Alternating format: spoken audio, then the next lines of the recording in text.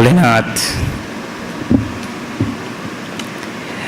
Bholenath very closely ties into the word that the name of Puja Gurudev we're going to see tonight.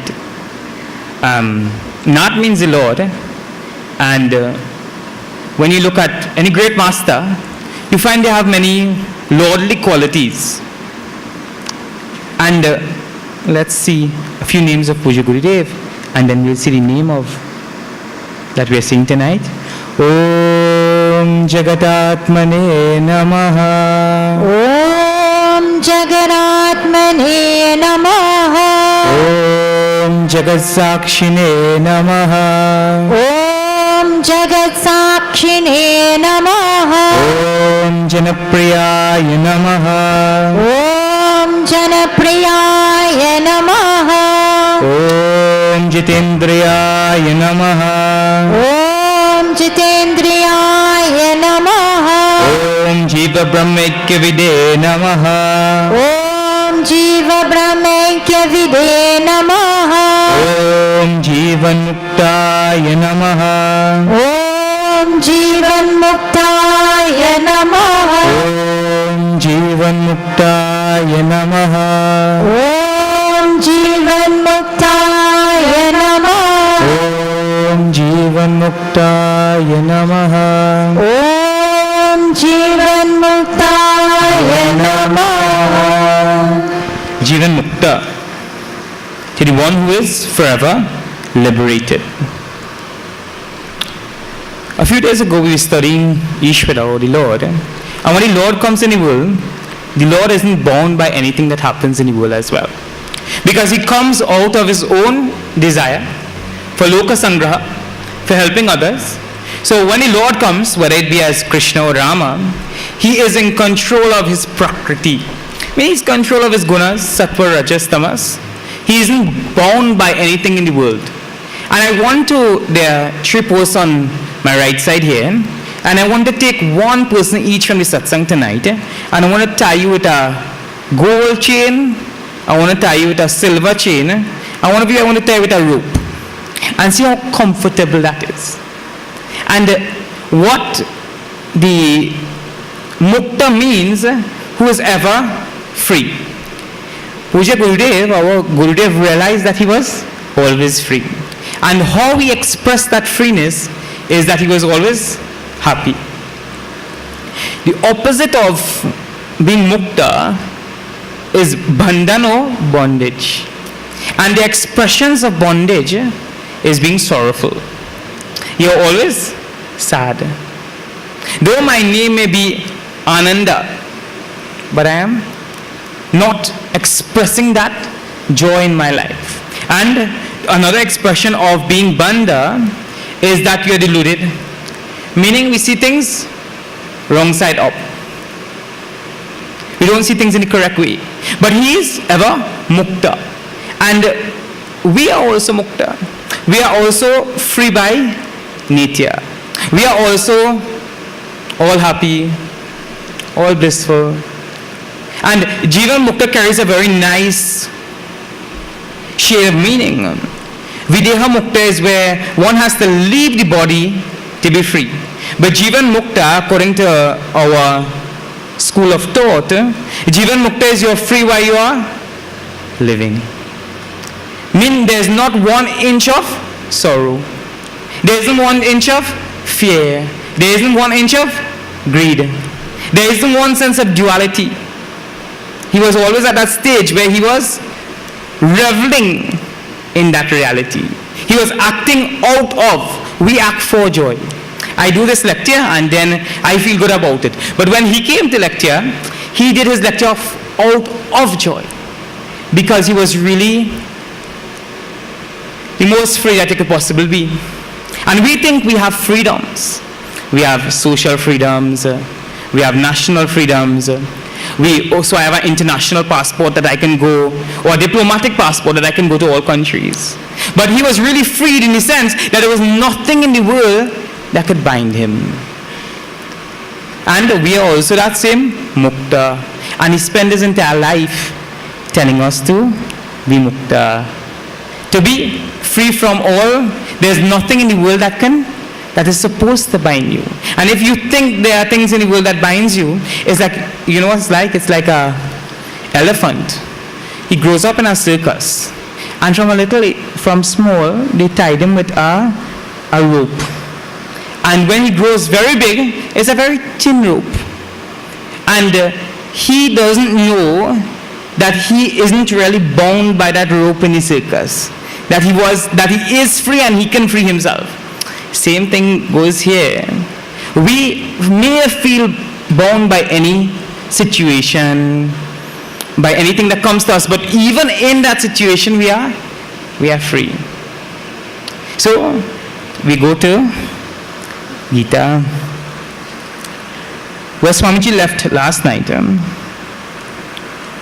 Just before he closed at the end of the satsang, Brahmarpanam Brahmahavi Brahmagno Brahmanahutam Brahmaiva tena gantavyam Brahmakarma samadhinaha. He says that. He says, we say, we sing it every day as well. In every Vedantic school, in every ashram, this is chanted before we have our meals. And it says that everything is Brahman. Everything is the supreme reality. And here we are dealing with Jnana Prakaran. So the topic of knowledge is being expounded. And here we have reached a stage where this is the vision of the realized master. Siya Ram mein sab jag jani. The Bhakta also, we grew up with that. Siya Ram mein. Everywhere, when I grow up, we hear that everywhere I go I see Sita and Ram. The Jnani sees no different. When he is taking up that ladle, when he's taking up that spoon to offer into the Agnikund, he says that I am offering that substratum, the very essence of the universe, which is Brahman. And the person that is offering also is Brahman. And it's being offered into Brahman. And that's a vision from where he sees the world. And what's the practical aspect of this? See, one thing is, when I was contemplating on this verse, I remembered how many times in Mumbai, in ashram there, I chanted this verse, but I chanted fast to get to what was right after the verse.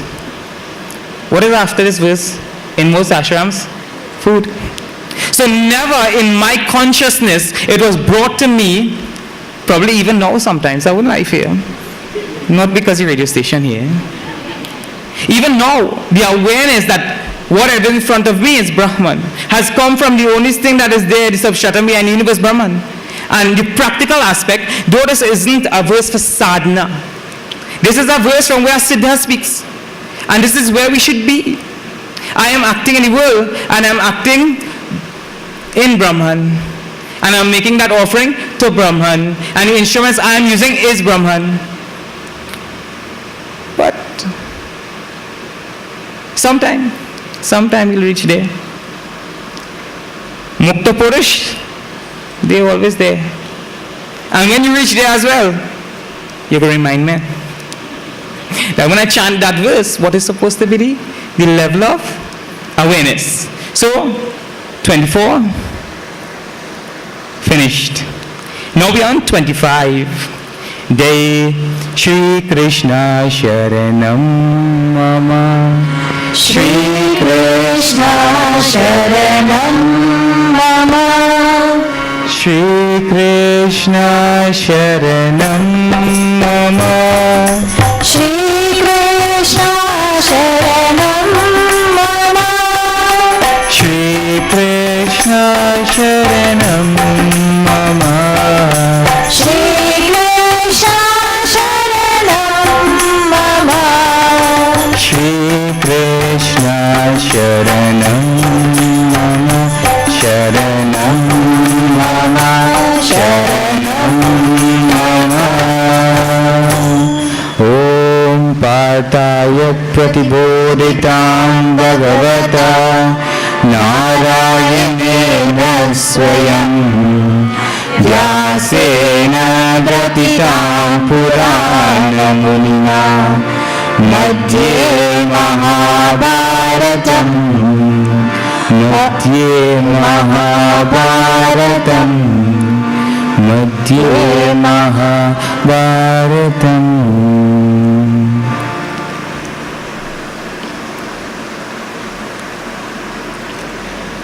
So, what normally happens, as we have been seeing in several other places, as in chapter 2, the highest vision is given. Sometimes you try to make a child understand they need to go to school. And you say, go to school now, boy. You go become a doctor, you go become a lawyer, you go become something. And then he doesn't understand it from that perspective. And then you say, you want to grow up and you want to pick up garbage. Normally, we tell them that. Because if this isn't done, if this isn't realized, then this is the highest state that you could be. And you tell them, envision yourself sitting in an office and see how many people could be working for you. You want to be like me. You try to draw references to yourself. So the highest vision he has given in that Brahma, Param Brahma Havir, meaning to say that I have realized my vision now is one of oneness. My Jnana Drishti. I see everything from the perspective of knowledge. And if an electrician comes in here, he will see how much bulbs are there. He will see the voltage as well. If a cook comes in here and he enjoys the whole satsang, what is one of the most things he'll be looking for at the end of the satsang? The food. All our food. Or if somebody is an artist and he comes in here, he'll be looking at the paintings, he'll be looking at the strokes of the painting, he'll be looking at, so you show him a picture and you say, this is the Mona Lisa. And he said, this doesn't look like the Mona Lisa. It doesn't look really, it doesn't look in that way. The strokes doesn't look so, then the way how the light falls on it, it doesn't look like that. So the same way, one who has the vision of the reality only sees the reality wherever he goes. What happens to us is we have temporary knowledge. So when I'm in the mandir, I remember Ram Ram Ram Ram Ram Ram Ram Ram Ram Ram Ram Ram Ram Ram Bolo Ram Ram. Well, don't say nothing bad now. Don't say nothing. Oh God, temple only temple. But when we go out of the temple, what is our actions in line with Ram Tattva? What Ram represents? How Ram lived his life. And here he is saying that if you have reached this stage, actually in chapter 2, Adi Shankaracharya boldly stated that the Gita is finished. And I am saying as well, using the authority of the Shastras, that if it is we understand is one verse, then Om Tat Sat Brahma Arpanam Brahma Havir, home time. Pack up and let go home. But if it is that we don't, then what do? Then we chant the next verse. Shri Krishna Sharanam Mama. Shri Krishna Sharanam Mama. Shri Krishna Sharanam Mama. Shri Krishna Sharanam Mama. Shri Krishna Sharanam Mama. Shri Krishna Sharanam Mama. Daivam eva pareyajnam yogina paryupasate. Shri Krishna Sharanam Mama. Shri Krishna Sharanam Mama. Brahmadnava pareyajnam yajnenevopajovati.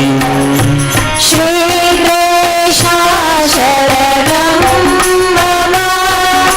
Shri Krishna Sharanam Mama. Shri Krishna Sharanam Mama. Shri Krishna Sharanam Mama. Sharanam Mama. Sharanam Mama. Sharanam Mama. Shri Krishna is saying that is the highest knowledge to have. If by chance we don't have that knowledge, then there are some 12 yajnas that has been given in the scriptures. Daivam eva pare yajnam yogina paryopasate. But Daivam pertaining to the devas, apare some yajnam yoginaha paryopasate. So there are some yogis who perform Daiva yajna. So the first yajna being given here by Shri Krishna's Daiva yajna. And Daiva means that which is pertaining to the devas. So when we hear yajna in our traditional culture, we think about Homa or Havan, Agnikund, and we think about people doing offerings into the Agnikund. But here he is saying that this particular yajna in Adi Shankaracharya's commentary as well, it says that he's just offering to the devas. So whatever he does it as offering to God. And that itself is yajna. So one type of yajna is swaha, swaha, swaha. But here his very actions itself is that offering into the fire of yajna. Whether it be a personal god, whether it be a god of Rama, Krishna, Shiva, as the case may be, or whether it be an impersonal form of God, the offering is taking place. Yaj comes from the word, yaj means to worship, right? Yajna comes from the word yaj, which means to worship. And here he is doing worship of God. And of course, there are gods like Agni, and there are gods like Surya, there's gods like Indra. And here it doesn't really say which form of God is being worshipped. It says that there's an altar, and everything that I do, I am offering it to that manifestation of God. To be, Adi Shankaracharya doesn't go into that detail here as it relates to, he's just indicating. He's just touching and going. Because these things will be dealt with at some later point in time. But when we, and this is probably one of the most easiest form of worship. So I think about some form of God that I love, and I come and I do offerings. I do avahanam. May Ganesh Utsava, we bring Ganesh form and we invite. Then avahanam, then we do asanam. Please take a seat. Then we do archanam. We offer flowers. And then we do arati. So here, the first yajna, and the Lord himself is saying that this is yajna.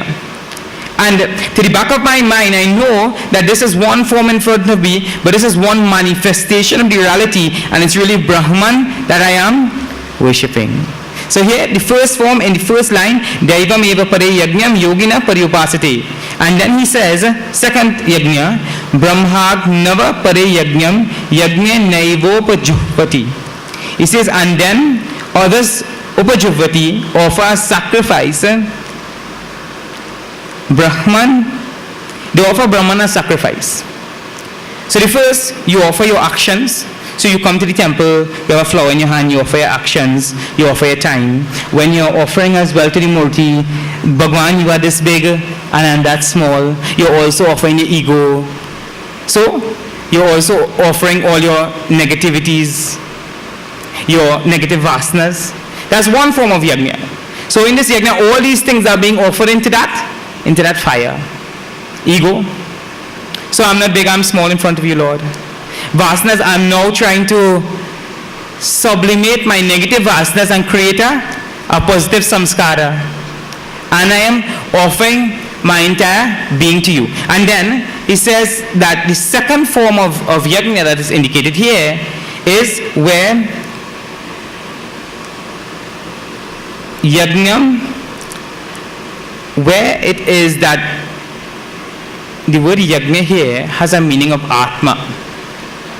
So he's saying that one is offering the atma, which is the jivatma, into Brahman. So one we are very familiar with, the first one. First one we are accustomed doing. The second is where you're offering your jiva, hood itself into Brahman. So every single time that I think about myself, I should then forget that I am this individual small being and remember that I am a big being. Not big as in size big, but I am big as in brihatvat big. I am the biggest thing in the universe. Oh, look, what's your man laughing? Yeah, that's correct. Brahman is that which is big. The biggest thing in the universe is Brahman. So if by chance you're eating home and you find you're expanding, you just tell them that you learn that you must expand yourself. Whether it's at the physical level, or we have some doctors in the audience that wouldn't agree with me, so it has to be at a mental level. So here, the sadhak, the upasak, is now re-identifying himself with the reality. So in Adi Shankaracharya's Bhashya, he says, Sopadikta Nirupadik. So he's taking his name and form and all these sort of things and he's merging it into the reality which is without name and without form. So the first form of yajna is karma based. There's a lot of action, there's a lot of activity going on. The second form of yajna is more intellectual, mental process based on knowledge. Let us hear as Shri Krishna continues to identify one and two other forms of yajna. Shri Krishna Sharanam Mama. Shri Krishna Sharanam Mama. Shri Krishna Sharanam Mama. Shri Krishna Sharanam Mama. Shri Krishna Sharanam Mama. Shri Krishna Sharanam Mama. Shrotradirindriyanam Samyam Agnishuddhavati. Shri Krishna Sharanam Mama. Shri Krishna Sharanam Mama. Shri Krishna Sharanam Mama. Shri Krishna Sharanam Mama. Shabdadin Vishayanande Indriyagnishuddhavati. Shri Krishna Sharanam Mama. Shri Krishna Sharanam Mama. Shri Krishna Sharanam Mama. Shri Krishna Sharanam Mama. Sharanam Mama. Sharanam Mama.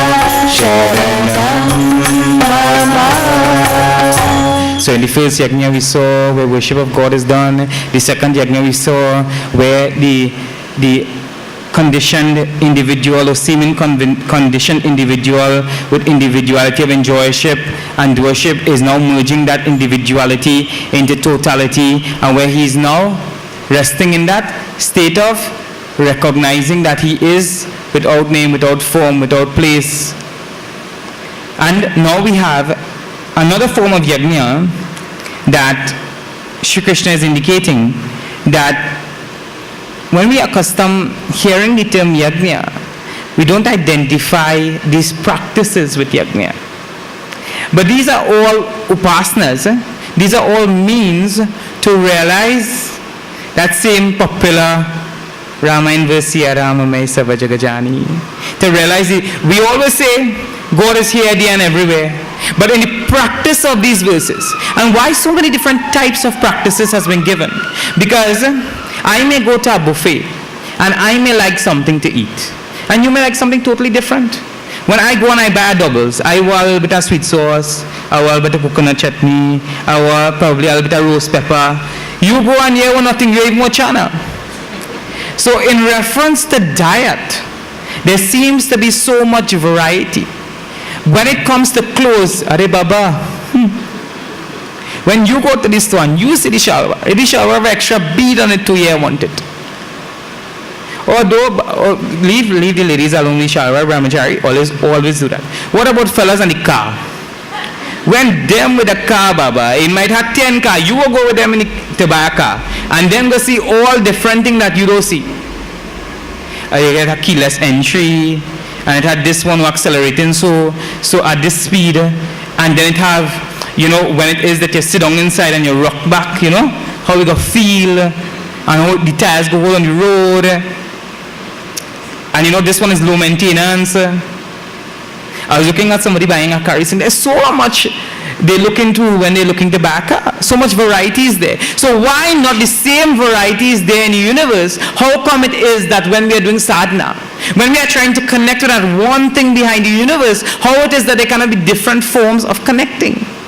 So the first form is connecting to God, which is easy. There's a form in front of you, you imagine that form, you do worship according to 5 steps, 7 steps, 9 steps, 11 steps, whatever the case may be. The second step is that you try to merge your individuality, the jiva hood or the jiva card, into Brahma card vritti.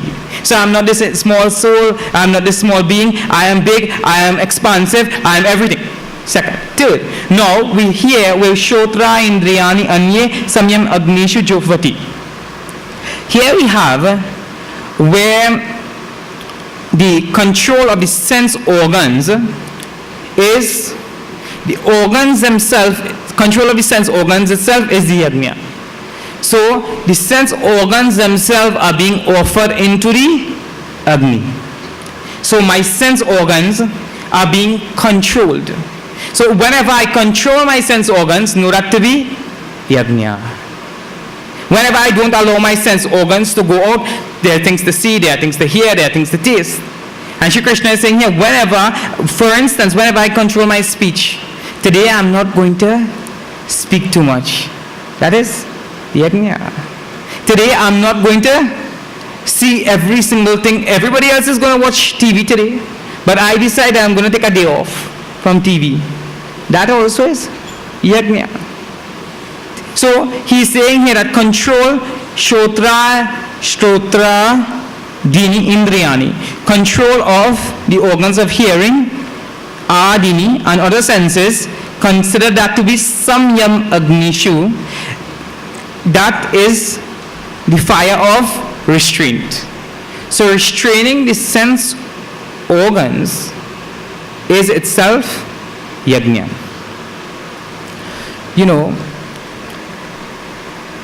Sometimes you see people go into a perfume shop. And when they go into that perfume shop, they can't come out at that place. Why? I myself remember going and watching 2-3 movies, one after each other in cinema. What control was lacking there? It could be either control of the sight, or it also be that I control of my organ of hearing. Something was lacking. And sometimes as well, what we are saying here is that the control of even what is being heard, control of what is being spoken, control of what is being seen. And that itself is yajna. So you may not come into the yajna shala as a physical space, but once you are practicing that control, you are practicing yajna. You are sadhaka. Sometimes the reverse of it is there as well, that I may be able to control my speech. I don't need to say anything for the whole day, but I'll bring food now. So I can control speech, but I can't control my tongue. And I remember hearing some aspects of this growing up, that a child should learn how to control his tongue. And so much little bits and pieces has remained of this great yajna concept that was given. So one is control of the organ of sense organs. But if we say controlling the sense organ, what itself is controlling the sense organ? The mind is controlling the sense organ. So that's why sometimes it's so important to have a strong mind. And I said this on a previous night, but it's so important as well because it really shows some lack of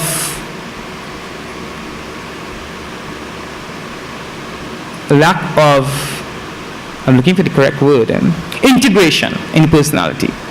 Imagine I'm controlling my sense organs from going out. So on Saturday I fast without salt. And Sunday morning, first thing, our body doubles, man. And one may ask, if you keep yourself, and I'm not talking about what I heard, I'm talking about what I did a few months ago. And one may ask, is that yajna of samyam, of controlling the indriyas? And no, it's not. So it's very clear here that it's only a means to reach to that identity of Brahman. But it's also a necessary.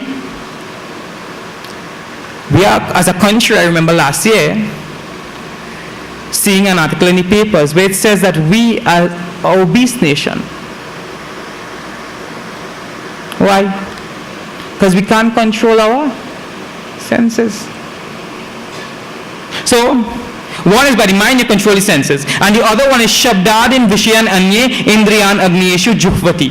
The other is now you're offering, this one indicates that you're offering the objects of enjoyment into the senses. So what you're offering is taste, touch, smell into the sense organs themselves, which are controlled. So one is that the mind controls the sense organs, that is the first one. And the second one here, you have the sense organs here, and I'm offering into the sense organs. So I am now offering, take something to eat now, beta, eat something. Smell something now, oh God. Like when I come in here, I just spray it on, smell something. And that also has its relevance as well. Because Sastras here says, in Adi Shankaracharya's commentary, it says that one should smell things that are not virod to Dharma. One should do things that are not opposite to Dharma as well. And here, the first one is where I control the sense organs themselves. The other is where I allow the sense organs to go to the objects, but I control what objects they allowed to enjoy. So I use my sense organs to perceive things of the world. I use my sense organs to receive things of the world, but I also ensure that whatever I receive from the world is sattvic. Whatever I receive from the world is good. Whatever I receive from the world is pure. So let's see another yajna. You know, sometimes you have a crash course. Shri Krishna given us a crash course in yajnas. We have 12 yajnas to see, and I hope we can see them all tonight. Shri Krishna Sharanam Mama, Shri Krishna Sharanam Mama, Shri Krishna Sharanam Mama, Shri Krishna Sharanam Mama, Shri Krishna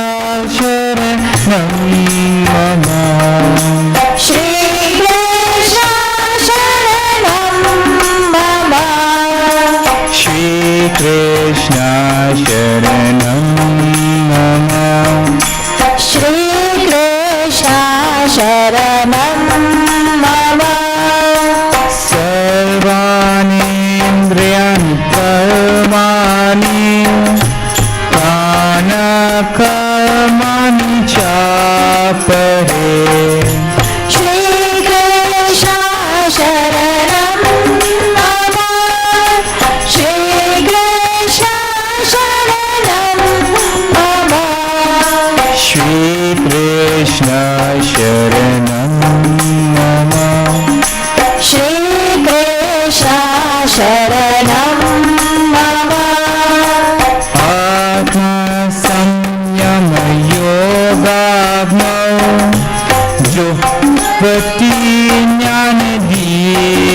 dipite. Shri Krishna Sharanam Mama Shri Krishna Sharanam Mama Shri Krishna Sharanam Mama Sharanam Mama Sharanam Mama Sharanam Mama Sarvani Indriyani Karmani Prana Karmani Cha Pare.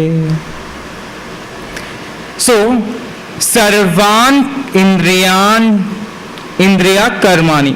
This person, all his faculties of perception, Karmani, all his faculties of action, he controls them, but he not only controls them, but he controls them with an understanding of why he does so. So when it is all activities of his sense organs are sacrificed, that's what you're sacrificing. All activities of your sense organs are sacrificed, and all your vital prana karmani chapari, also all functions of your vital airs as well, that which expands and contracts as well in terms of your vital airs, that also you offer. So you offer all your actions to the Lord, you offer all your sense organs to the Lord, you offer also all your pranas to the Lord. But not only that you're offering them, see, you could be offering, but most of the times we do offering, we don't know why we offer. But here, every offering that is being done of control is being done for under the Jnana Dipite, kindled by knowledge. So every restraint that is being done is for the purpose of realizing the self. And you find so many times that people perform sadhana's spiritual practice, and you ask them, what is the result of it? So I'm doing job. Om Namah Shivaya, Om Namah Shivaya, Om Namah Shivaya. What is the result? What do you want? Why are you doing it? What's the purpose? And here it is saying that whatever is being done here is being kindled by knowledge, is being understood in light of knowledge, because there's another result that you're seeking, and that should never be forgotten. You're not just controlling for controlling. So you see somebody who is fasting, you see somebody who is doing pranayama, you breathe, you hold the breath, and then you exhale.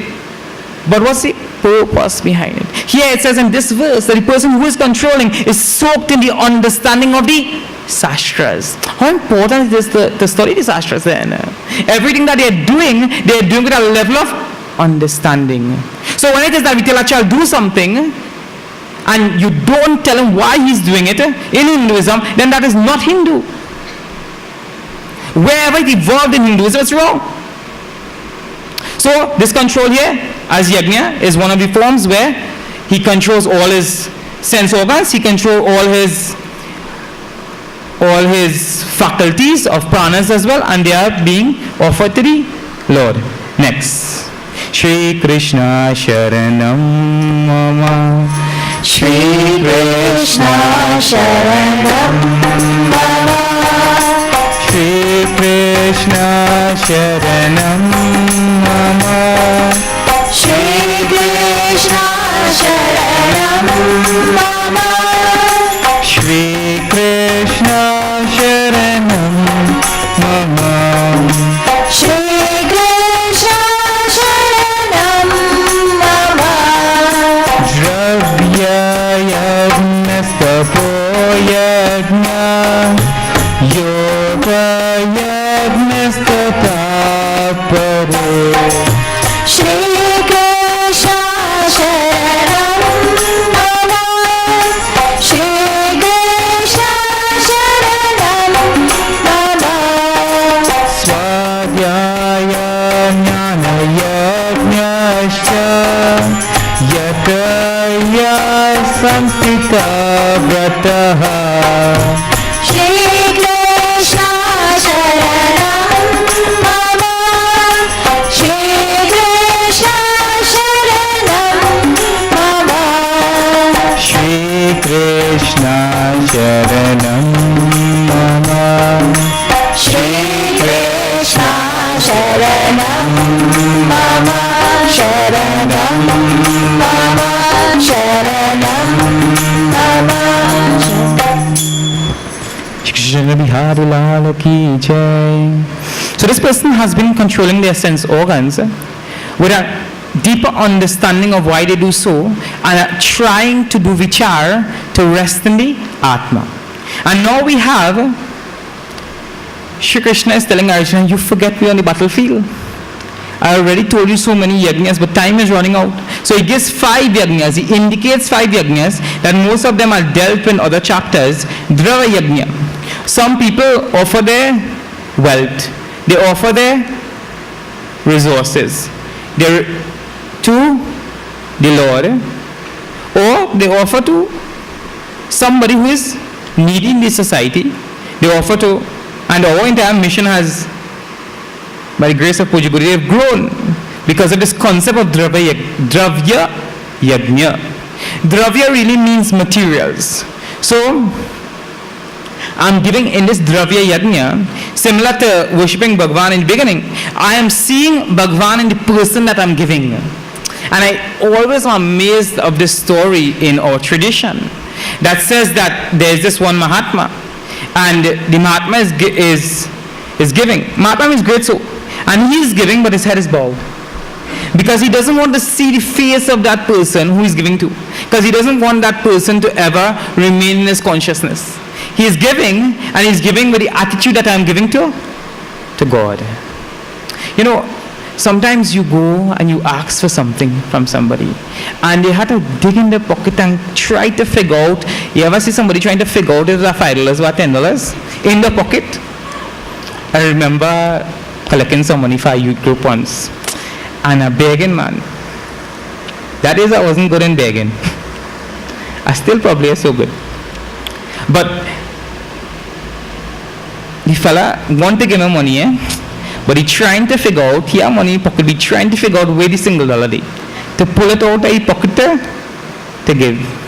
Because he really didn't want to give me the $5. And he wanted to tell me that is all the money he have. And here, that is not the type of yajna that is indicated. Here, you just give out of joy of giving. You know, I have met some people in my life who have looked for opportunities to give as well. And the Lord himself says, that is yajna. He says that, Puja Gurudev, when he was explaining this particular verse, he says that whatever we offer to the world, whatever we have and we offer to the world, whatever, even if it is our emotions, he said that also can be dravya yajna.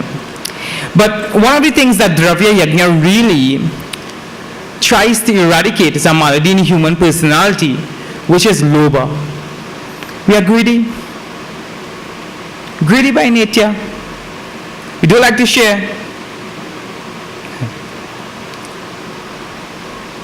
In our school, you should see when bhaji pai come. Them children them will eat up them bhaji pai, empty the box, full it in, and next one and put the box there for the child to eat. So they take out them one and put it in the next box and just put the box there for them to eat. But that's one bhaji pai. But as a society, we are not willing to share with others. So Bhagwan says, wherever, you know what time I go and look into bhaji pai too? And I didn't get. But I would have done the same thing, I wouldn't lie for you. I might still do the same thing. But here, this is not what's being indicated. Here they are saying that one was moved beyond the concept of greed, who was able to open up their hearts to the entire world. Lobha means I want more for myself. Don't matter about you. So here in this yajna, he says, learn to share. Then he says, tapo yajna. Beautiful yajna it is. Or Puja Guru, or Param Puja Swami Tapobanji Maharaj was an example of this as well. Tapas. Learn to some sort of self-denial of the personality. So you have hot water. Decide for 1 week that you're not going to use hot water. Or tapas. Decide that you're going to skip one meal. Or decide that you're going to give up Coke Not Coke as in, I don't know the Coke I'm talking about, right? Give up soft drink for 1 week. Do some sort of tapas. The opposite of tapas is pata. I fall. Tapas means that which I do some self-denial that helps me to really grow as a person. Inherently as a person I grow. I become stronger by that practice. Or Puja Gurudev, in the morning time he used to take water from the Ganges and taught Uttarakashi where his Guru's ashram was. Tapas. Or Swamiji reminded me of when he came to Trinidad and he had, when I came to the ashram the first time, I was talking of washing machine. And he said when they come back, they had 2 suits of clothes. And he used to wash one and wear the next one the next day. Tapas. And we are not just doing tapas because of doing, so sometimes you may see a man standing in the water in the Ganges and you ask why. He's just doing it without an understanding of why he's doing it. But we are doing some sort of tapas so that we may evolve. Some self-denial today so that the energy that is conserved. So for instance, you decide to not be on social media, computer, Facebook, whatever the case may be, for 1 whole month. And the energy that you get from there, you now absorb it into some sort of reflection on the reality. Tapas. So what we need to do is we need to find ways for ourselves. So many forms of tapas has been given in these ashras, and how much we can evolve by them. But in a modern society, you know what's one form of nice tapas as well for us to learn for ourselves and saving the environment? Carpool. Learn to go to Portispan with somebody else. And them singing one side, you singing one side, them snowing on your shoulder too. That's tapas. That really is tapas. And you have to shift them so they try to, anybody who work in Portispan could tell you how people sleep going up the road in vehicle and how much that is tapas as well. But tapas is something that every great saint has done. Every saint has done. So find some little thing, start with some little tapas, and you do for the benefit of yourself and also for the coming generations. Our Swamiji was indicating just last week sometime that the children go drop out the gate right here, right? The gate is right here, and probably where by that door there is where their class is, and they will want their parents to drop them inside by that door. And I asked the question, what type of people are we creating? Soft like a jub. One fall to get and they break up into pieces. One who can't stand up to the challenges. And you know, it's so true that we give our children every single thing that we didn't have. So how are they going to suffer as if, and I put that suffering in inverted commas because it's not really suffering. How are they going to burn? Tapas also has the meaning of burn. Burn as in fire burn. How are they going to burn in this moment to then come out as being that pearl? How much does a shell has to go through? The shell has to go through a lot to become a pearl. The butterfly also has to suffer somewhat in the cocoon to become the butterfly. But we want to take away all the suffering. All the suffering. No suffering should be there at all. I remember when I was studying in India and I told someone of my uncle I needed a laptop. He said, what do you need that for? He says, to study Sanskrit you need laptop? He said, to study Gita you need laptop? I said, no G. He said, alright, Hari Om Tat Sat. And that also, sometimes you need to do that with children as well. But we need to do that with ourselves as well. Tapas means coming and staying a month in the ashram. I know people who would say they can't not stay anywhere else because they can't bathe in somebody else's shower. Think. This generation is wonderful. If they need to go from point A to point B and there is no vehicle, they will not travel. Somehow they will borrow, buy, rent. I don't want to say thief. because I don't have no proof for that. But that's the next step. When it is that they are not able to do what is required in the moment to get what they want, and they are not willing to put themselves under some sense of self-denial, somebody else will suffer. Our ancestors have said, let me suffer for the benefit of the world. The Dachi, what a great Mahatma that was. He gave his very bones for the rishis, for the devtas to use for the benefit of another. Or Puja Gurudev Tapas, 20% of his body functioning, sit down talking on the guitar. Why? Loka Sangraha. So you do also, some of you also performing tapas by listening to me right now. Yeah, after you listen to the Swami, be a little bit of tapas to listen to me too, but what to do? That's also yajna. Here Shri Krishna is saying that is yajna as well. Dravya yajna tapo yajna. Yoga yajna tatapare. The yoga yajna that is being indicated here isn't very clear. If it's just yoga comes from the verbal root yuj, which means to unite. So it isn't clear if it's just yoga where I unite myself to the higher reality behind the universe, or if it is the yoga that is given or reviewed or redefined or systemized by Patanjali Maharishi.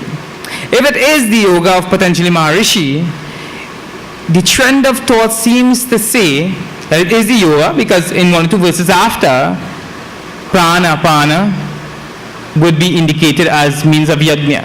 So if it is the yoga, it talks about things like yama, niyama, asana, pratyahara, dharana, dhyana, and samadhi. So Patanjali Maharishi has 8 limbs of yoga, and it starts with yama. And yama is that I control my, yama is so the yamas and niyamas are also given. The yama is restraints or don't. So I don't do certain things. And whoever is practicing, I'll just indicate them because time is not there to go into them. And this is the entire school of thought, as if. So the yamas are restraints or don't. So there are certain things given in the sastras that we don't do. So we don't hurt others, so we practice ahimsa. We don't speak untruthful things, so we practice satyam. We don't indulge in everything, so it's called brahmacharya, control of the senses and celibacy. We also don't steal, so it's called asteya. We don't take possessions from others, so non-covetousness is there. And that is some of the things that are indicated as yama. And then, so in yama, there's ahimsa, satya, brahmacharya, asteya, aparigraha. These are the elementary stages of yoga. So anybody who is telling you they are practicing yoga, they should be able to be non-violent to the entire world, the entire cosmos. I have hurt nobody. Who is satya, truthful? I am truthful in my thoughts, my words, and my deeds.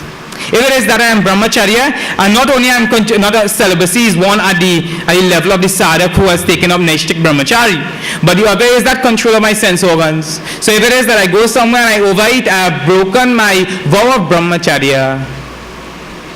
And no, this is not for brahmachari. These are things to be established in yoga. So it means that even in grihastha, householder, vanprastha, which is retired, or sannyasi, renounced order of life, this brahmacharya concept still holds very true. It means control of senses and sense organs. And then also asteya. I should not even in a dream, in Ishashas say, think about anybody else's property. And also aparigraha. There should be, this is very beautiful for a sadhak as well, non-acceptance of gifts. I shouldn't, covetousness is, this is mine, this is mine, this is mine. So at the end of the yajna, if somebody take this thing, I already hit them a box in the face because this is mine. Don't touch it. And half an hour it wasn't, but right now it's mine. So if it is that I used this example the night before, but if somebody take the chair I sit down on, I become so angry. Where's the aparigraha of yoga gone from our society who are considered to be striving yogis? Somebody take my prasad, well, if I tell you, I'll give them a piece of my mind. And here, this is the first limb of yoga, which is yama, restraints or don'ts. And also, there are things that we should do. We should practice saucham. So, body must be pure, or mind should be pure. Santosh, I must be contented in all things of the world. There as well, tapas comes. There should be austerity. Swadhyaya, I must do self-study. Ishwar Pranidhan. Pranidhan, surrender to God's will. So these are the steps that are given in the outline of yoga. So first there's yama, don'ts, and then there are things that you should do. You go to the doctor, he tell you, do it this, do it this, do it this. And he tell you, these are what you should do. And then there are also some practices of how to sit down in your seat of meditation, asanam, pranayama, how to regulate the pranas, then pratyahara, dharana, concentration, dhyan, and samadhi. So these are the steps that are given in the concept of yoga. The rest of this verse we will see tomorrow.